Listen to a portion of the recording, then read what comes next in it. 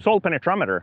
It's a very useful device for figuring out if you have any soil compaction issues in your field. One that you see here on my left hand, it's a commercially available unit. You can find them online and through catalogs. And all of them basically gonna have a T-handle, shaft, and a couple of tips that come with it, and also a gauge. So I wanna go through some of these parts briefly to describe to you the penetrometer. So the penetrometer, essentially what you're trying to do is figure out how much resistance you have as you push this rod into the ground, which kind of equates or relates a little bit to soil, to root growth in soil. So before you use the device, one thing that's I need to point out is that they come usually with this little collar here to prevent any damage during transit or storage. So make sure that you lower that before you use your penetrometer.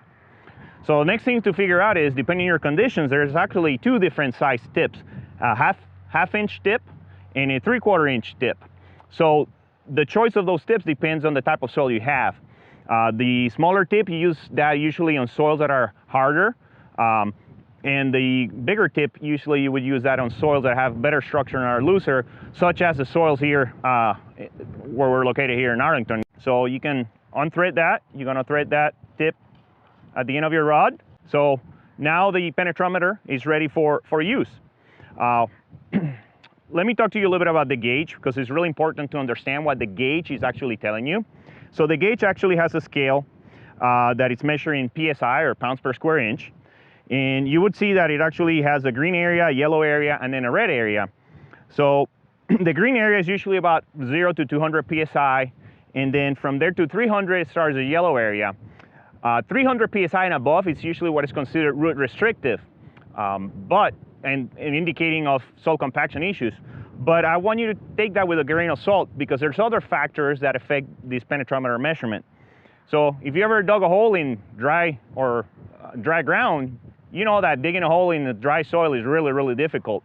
So moisture is actually a factor that will affect how hard or how much you have to push to get this rod in the ground. Another factor is clay content.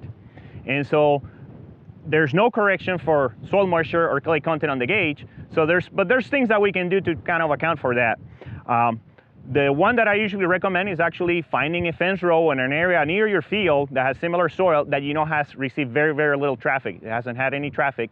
And you can actually test the penetrometer, look how that gauge, where it lands, and you can kind of make a comparison. So let's go and check out an area where we can check the conditions, loose conditions for soil, and then we can come back to this field and assess it. So now we're near a fence row where we know there hasn't been a lot of traffic, so we can test now the gauge and see what conditions we find and kind of get a calibration for our field. We're near our field. As we push it in, we want to look at that scale. We're paying attention to the outside scale because we're using the bigger tip. As you can see, very little resistance, so that means very good conditions for the soil. So we go a little bit deeper, you can see it's increasing. We're close to 100 PSI, but not even near. So as an example, we're going to assess soil compaction in this field that was harvested for corn silage. Typically on a corn silage scenario, you have a high risk for compaction due to all the traffic that occurs during the silage harvest.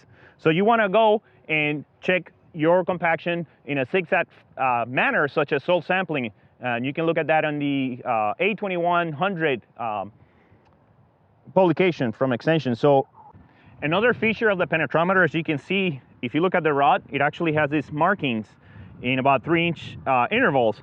And so what that allows you to do is assess the depth or the thickness of the compacted layer. So later on, you can set up your tillage equipment properly. So you want to get into your field and find areas that you suspect compaction and start pushing the penetrometer in. So as you're pushing the penetrometer into the ground, you want to keep track of that gauge. Recall that we have the larger tip, so we're looking at the outside scale. You can see it's getting close to 200, and I'm really putting a lot of weight on this. So this is actually definitely where I feel that there's compaction due to the traffic caused during silage harvest. And as I'm going in, you can tell that that soil is getting looser. So I go in and the penetration resistance becomes less. So you can actually mark that with your